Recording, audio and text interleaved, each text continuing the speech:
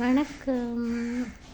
ஈழத்து கவிமுரசு வாணி செல்வராஜா ஈழத்திலிருந்து. எல்லோரும் எப்படி இருக்கீங்க? நல்லா இருக்கீங்களா? நல்லா இருக்கணும்.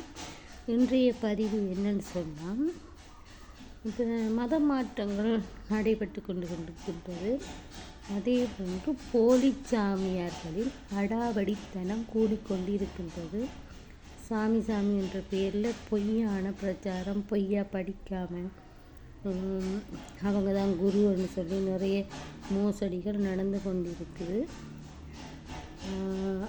கேட்க பார்க்க ஆள் இல்லைன்றதுக்காக வேண்டி இப்படி செய்கிறாங்களா என்னன்னு தெரியாது. எனக்கு தெரிஞ்சது, அடியவளுக்கு தெரிஞ்சது ஒரு சின்ன விஷயம்தான். சைவ சமயம்ன்றது பெரிய கடல், அதை நம்மளால் படித்து முடிக்க முடியாது. ஏதோ தெரிஞ்ச 2 விஷயம். நான் அந்தளவுக்கு அதை பற்றி பெருசாக கதைக்க தேவையில்லை. தெரிஞ்சதை வச்சு நான் ஒரு சின்ன விஷயம் சொல்கிறேன்.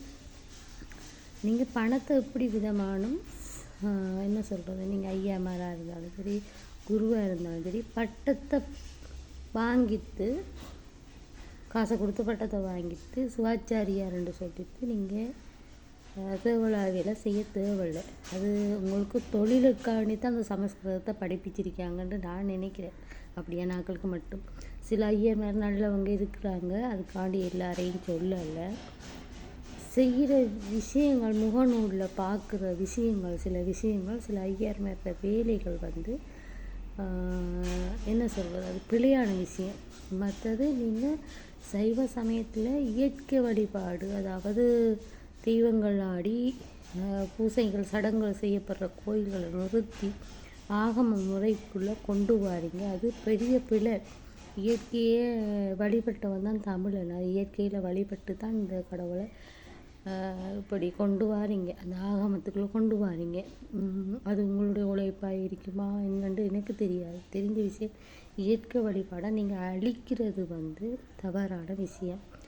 அடுத்தது, கடவுளை நீங்கள் நெய்யாண்டி பண்ணாதீங்க.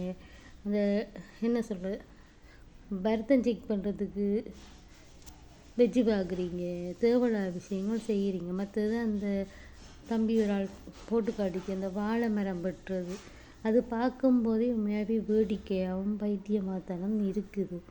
சைவத்தை நீங்கள் வழக்காட்டி பரவாயில்ல, நோகடிக்காதீங்க, மோசடி செய்யாதீங்க. நான் ஒரே ஒரு விஷயம் உங்களை என்ன சொல்கிறது, அதை பார்க்கும்போது எனக்கே இவ்வளோ கேவலங்கிட்ட வேலையை செய்கிறீங்கண்டு.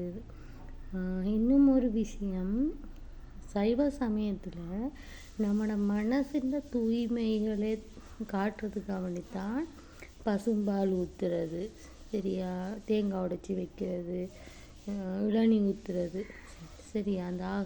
அதை நம்ம அந்த தூய்மையை வெளிப்படுத்துறதுக்கு, அந்த தூய்மைன்ற புனிதத்தை, அதாவது புனிதத்தை, இப்போ நம்மளோட மனசு சுத்தமாக இருக்கணும்ன்றதுக்கு, வெண்மையாக இருக்கணும்ன்றதுக்கு தான் தேங்காயை வெட்டி வைக்கிறாங்க, சரியா.